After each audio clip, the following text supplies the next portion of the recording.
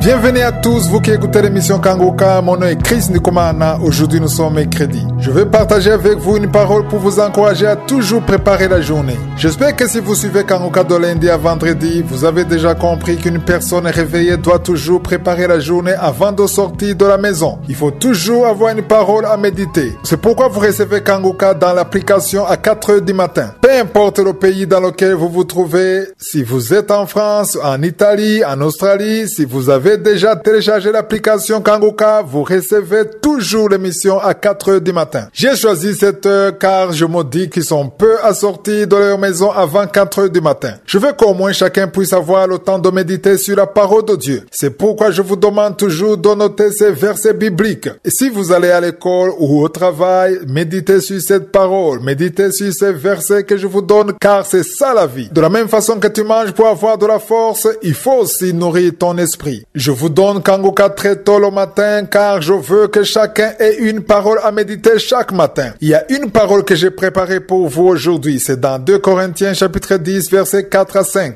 Il est écrit: les armes avec lesquelles nous combattons ne sont pas charnelles, mais elles sont puissantes par la vertu de Dieu pour renverser des forteresses. Nous renversons les raisonnements et toute hauteur qui s'élève contre la connaissance de Dieu et nous amenons toute pensée captive à l'obéissance de Christ. Il y a peut-être des choses qui sont en train de te bloquer ce matin. La prière, c'est la principale arme. Lisez dans Ephésiens 6, versets 12 à 18. Lisez ce passage. Ce sont les armes de Dieu. Tu as besoin d'avoir les armes de Dieu. Au verset 18, il est écrit: faites en tout temps par l'Esprit toutes sortes de prières et de supplications. Veillez à cela avec une entière persévérance et priez pour tous les saints. Je dis toujours que quelqu'un qui commence la journée dans la prière est entouré de la puissance de Dieu car la prière détruit les œuvres de Satan. Avant que tu te lèves, les démons et les serviteurs de Satan construisent des forteresses, des pièges contre toi pour toute la journée qui va commencer. Mais si tu te réveilles le matin et que tu pries, ta prière détruit et renverse tous les plans de Satan contre toi. Au verset 5, il est écrit: nous renversons les raisonnements et toute hauteur qui s'élève contre la connaissance de Dieu et nous amenons toute pensée captive à l'obéissance de Christ. Tout cela devient possible grâce à la prière. Je dis toujours que la première chose qu'on doit faire avant toute chose, c'est la prière. Il faut prendre autorité sur toute force et toute pensée contre toi et tous les plans de Satan sont détruits par la prière. Lorsqu'un enfant de Dieu se lève le matin et prie, Satan tremble. Il a peur parce qu'il craint beaucoup les gens qui prient. Si tu passes du temps dans la prière, sache que tu mets en péril le royaume de Satan. Mais si tu dors et le matin tu te lèves, tu t'en vas comme ça sans prier, Satan est très content car il a le pouvoir d'entrer dans ta vie et faire tout ce qu'il veut. Par la prière, tu appelles la puissance de Dieu, tu appelles les anges de je suis, la gloire de Dieu et Dieu vient demeurer dans ta vie. Il apporte sa présence dans ta vie. Il n'y a rien de plus agréable que de savoir qu'on a commencé la journée avec je suis et se dire que toute la journée est entre ses mains. Ainsi, celui qui te combattra ou qui sera contre toi sera en train de combattre je suis.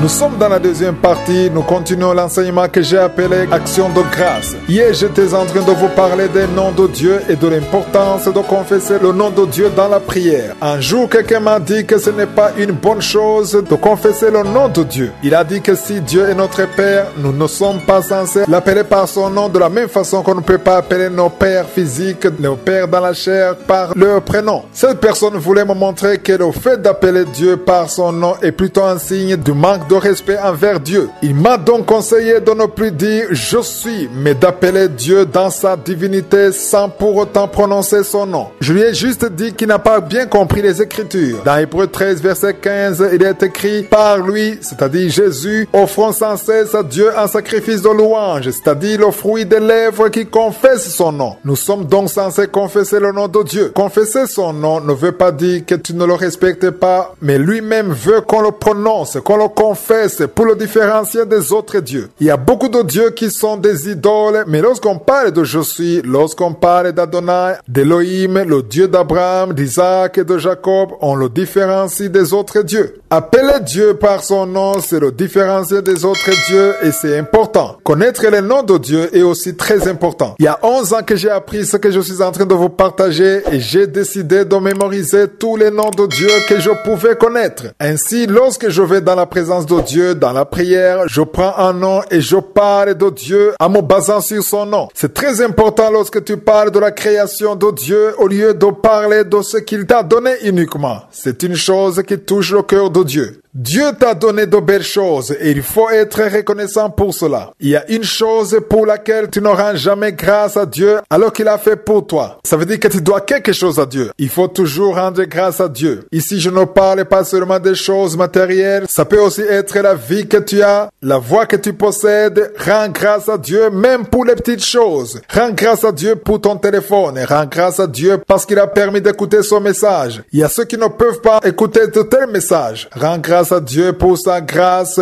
pour tout ce qu'il a fait. Observe autour de toi ce qui se passe dans ta vie. Il y a beaucoup de choses pour lesquelles tu pourrais rendre grâce à Dieu. Je vais vous donner la différence qui se trouve entre rendre grâce pour ce que Dieu t'a donné et rendre grâce pour ce qu'il est. Tu peux rendre grâce à Dieu pour le travail que tu as, pour la vie que tu as, pour ton enfant, pour ta voix, pour tes yeux qui voient. Tu peux rendre grâce à Dieu parce que tu peux manger une fois ou 2 fois par jour. Tout ça, ce sont des choses que Dieu t'a données. Ce sont des choses que Dieu a faites pour toi. Mais il y a aussi le fait de rendre grâce à Dieu, non pas en considérant uniquement ce que Dieu t'a donné, mais en considérant ce qu'il est. C'est le deuxième niveau. Le premier niveau est simple. C'est celui où on rend grâce à Dieu pour ce qu'il nous a donné. Le deuxième niveau, c'est celui où on rend grâce à Dieu pour sa divinité en considérant ce qu'il est, au lieu de considérer uniquement ce qu'il nous a donné. À son niveau, tu rends grâce à Dieu pour son amour, pour sa miséricorde, pour son pardon, pour l'amour qu'il a pour les pécheurs, pour l'occasion qu'il leur donne toujours de se repentir, pour sa patience dans nos faiblesses.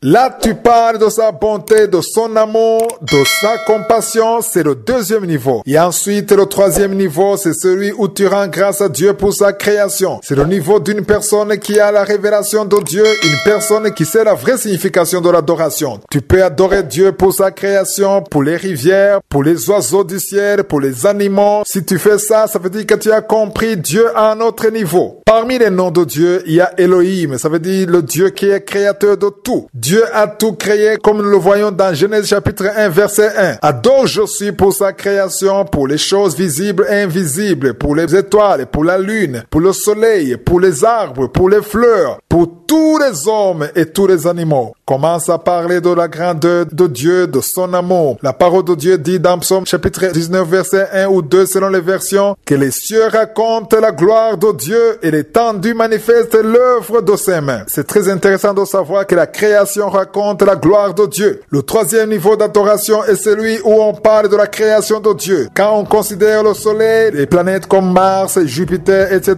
toute la création parle de la gloire de Dieu. Tous les arbres que tu verras autour de toi, tous les eaux des rivières, les lacs, les océans, tout cela parle de la gloire de Dieu. Dans Kanguka de Demain, je vais continuer à en parler car c'est très important de le comprendre. Si tu arrives à ce niveau, tu auras atteint un point essentiel dans l'adoration de Je suis. Que Je suis vous bénisse. Passez une bonne journée. On continuera demain.